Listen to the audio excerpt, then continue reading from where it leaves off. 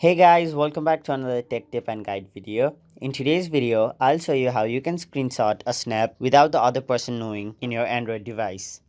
So if you didn't know, whenever you take a screenshot of someone else's snap, it shows up in the chat as you screenshotted their snap. So in this video, I'll show you how you can screenshot snap without the other person knowing. So first of all, open your Snapchat app, then go to chat. So let me show you by taking a screenshot of snap.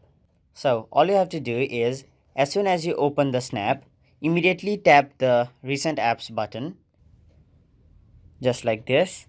And then now you can take a screenshot. And by doing this way, even if you take a screenshot of their snap, the other person won't know.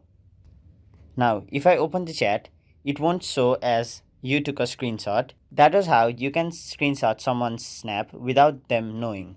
So that is it for this video. Hope this video was helpful to you guys, and if it was, please make sure to like this video and subscribe to our channel for more informational and helpful videos like these.